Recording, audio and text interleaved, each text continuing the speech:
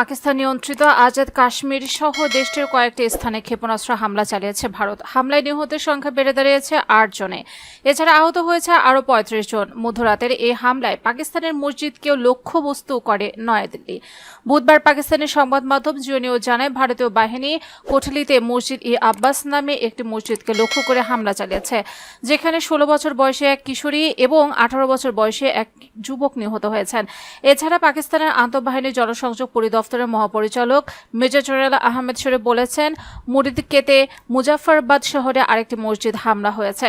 Reuters বলছে, মুজাফফরাবাদে এই হামলায় বিলাল মসজিদ পুরোপুরি ক্ষতিগ্রস্ত হয়েছে, ভেঙে পড়েছে এর মিনার। মুজাফফরাবাদের ডেপুটি কমিশনার মুদাসসের ফারুক বলেছেন, মসজিদটিতে হামলায় একজন নিহত হয়েছেন। পাকিস্তান কর্তৃপক্ষ বলছে, ভারত পাকিস্তানের ৬টি স্থানে ২৪টি হামলা চালিয়েছে। প্রাথমিক তথ্য অনুসারে এখন পর্যন্ত নিখোঁজ রয়েছেন ২ জন বেসামরিক নাগরিক। এদিকে ভারতের সশস্ত্র হামলার জবাবে পাল্টা আক্রমণ চালিয়েছে পাকিস্তানও। এতে নিহত হয়েছে ৩ ভারতীয় নাগরিক। এছাড়া আরও হামলার হুঁশিয়ারি দিয়েছে ইসলামাবাদ। এ পর্যন্ত ৫টি যুদ্ধবিমান ভূপাতিত করার দাবির পাশাপাশি ভারতের একটি ড্রোন ও ব্রিগেড সদর দপ্তর ধ্বংসের দাবিও করেছে দেশটি। এমন পরিস্থিতিতে সীমান্তবর্তী রাজ্যে থাকা বিমানবন্দরগুলো বন্ধ করে দিয়েছে নয়াদিল্লি।